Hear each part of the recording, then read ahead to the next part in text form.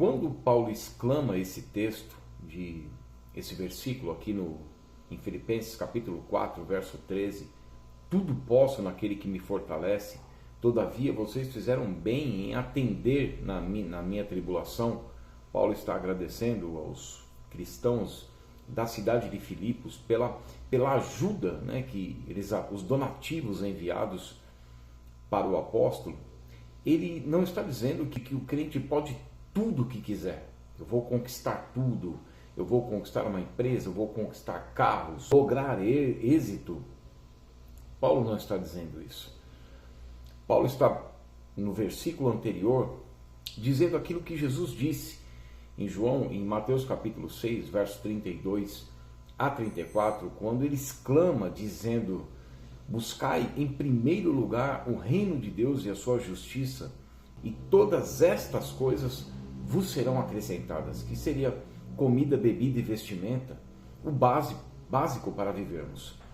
Jesus está falando que aqueles que buscam desenfreadamente as coisas materiais fazem como os gentios que não conhecem a Deus. Então muitos estão aí interpretando esse texto como um meio de destravar a área financeira da pessoa, fazendo associação da Bíblia com um meio de ganhar dinheiro. E é isso que o próprio Paulo, escrevendo a Timóteo na primeira carta, no capítulo 6, versos 3 a 10, quando ele diz que muitas pessoas têm a piedade, ou seja, as coisas que foram escritas nas Sagradas Escrituras, como grande fonte de lucro. E Paulo diz, de fato, a piedade é grande fonte de lucro com o contentamento, porque nada temos trazido para o mundo e nada vamos levar dele.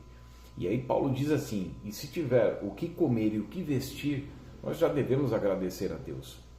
Com isso, a Bíblia não está dizendo que nós devemos nos acomodar a uma área financeira difícil, não devemos buscar uma área profissional com êxito, mas está dizendo que nós não podemos alterar os textos bíblicos ou colocá-los ao nosso estilo de vida para fundamentar aquilo que nós queremos.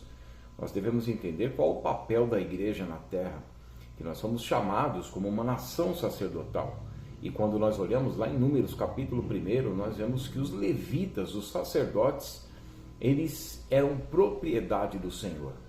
Muitas pessoas ignoram, por exemplo, o que está lá em Colossenses capítulo 1, verso 9 a 10, quando Paulo diz que nós devemos, que a oração dele era para que nós fôssemos, a igreja fosse cheia do conhecimento da vontade de Deus.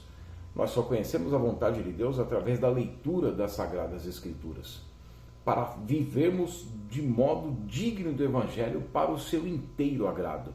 Muitas pessoas estão buscando o seu próprio crescimento profissional, financeiro, e como eu já disse, a Bíblia não é contra isso, mas quando nós esquecemos o propósito para a igreja, não faz sentido, como igreja, vivermos de forma totalmente distinta daquilo que o Evangelho traz do que é servir a Deus. O apóstolo Paulo, no versículo anterior a isso, ele está dizendo: tanto sei estar humilhado, como também ser honrado, de tudo e em todas as circunstâncias já tenho experiência, tanto de fartura como de fome, assim como de abundância, como de escassez.